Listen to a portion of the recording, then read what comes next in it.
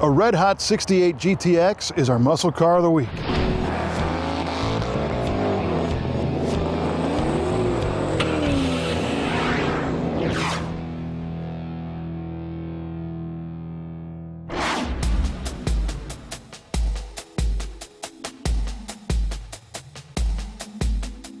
A loose definition of a muscle car is a stripped-down car built on an intermediate-sized platform, but stuffed with the largest, most powerful engine available at the time.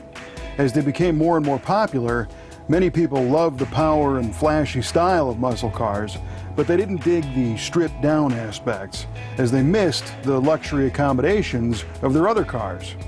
And not wanting to miss out on any sales, the automakers responded with fancier versions of the bare bones cars, like this outstanding one of 24 built 1968 Plymouth Roadrunner GTX convertible powered by the 426 Hemi. To make a GTX, you start with a base Roadrunner and start adding stuff to it. You can see it's got the striping across the bottom, special GTX badges, different wheel covers. Inside the car, it's got luxury items like the bucket seats and the full-length console for the automatic transmission. One of the most obvious options is the convertible top, but maybe the best option is the 426 Hemi hiding under the hood. The 426 Hemi was not a new engine for 68, as they'd been sold in various forms for several years, but these giant elephant motors, as they've been called, are not just hype on the street. These engines were developed for racing, but the Hemi car buying public were the real winners. In order for Chrysler to legally race the 426 Hemi in NASCAR, they had to sell some on the street, hence the name Street Hemi. The Street Hemi came out in 1966. Today, we've got a 425-horse Street Hemi under the hood of our luxurious GTX.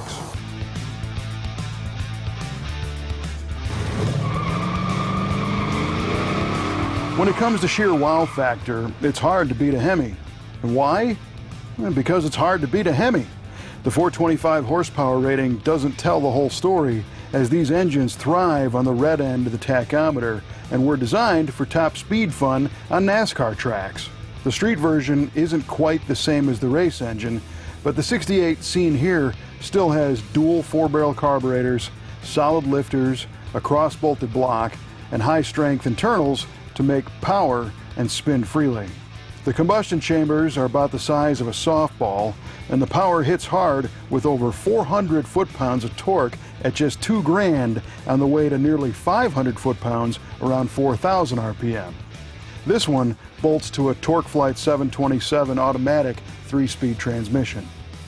As a performance machine, the GTX is a gussied-up Roadrunner, which was marketed as a no-frills, all-business muscle car.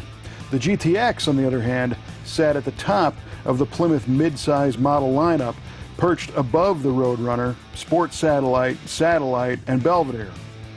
The GTX boasted similar performance to the Roadrunner, but with all the style and upgrades offered to attract the higher-end car buyers who didn't want to sacrifice the amenities for performance.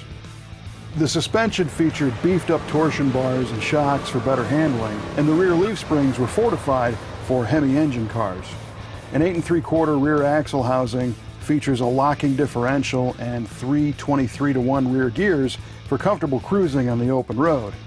Dual exhausts trumpet the Hemi's arrival or departure.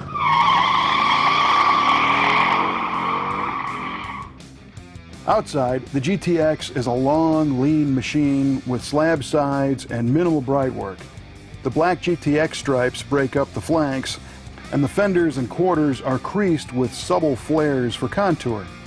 A GTX badge informs the masses, and the 14-inch body-colored steel wheels and hubcaps seem a little out of place on a sporty ride like this, and actually look more like Roadrunner basics, but the red lines go nicely with the bright red paint on the car. Magnum 500 wheels were optional.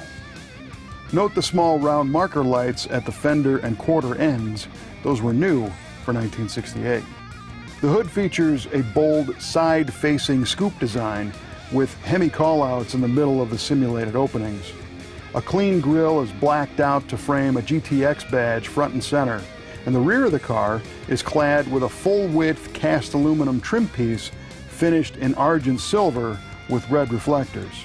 Stylish, but sanitary. GTX interiors were clean and crisp, with thin bucket seats and a full-length console. The automatic shifter pops up through the ribbed chrome top plate, and wood grain trim is found on the dash and the doors. The gauges are sweepers, and the lettering kind of resembles the typesetting used back in the Apollo space program. Hemi cars didn't get air conditioning, and this one has a basic AM radio, but the power top is a nice convenience. Crank windows, well, they're less convenient. Overall, this Hemi GTX drop top is a super cool ride with style, performance, and very few peers. There's probably only a handful of these things left in the world, and this bright red version is quite happy in the Brothers collection.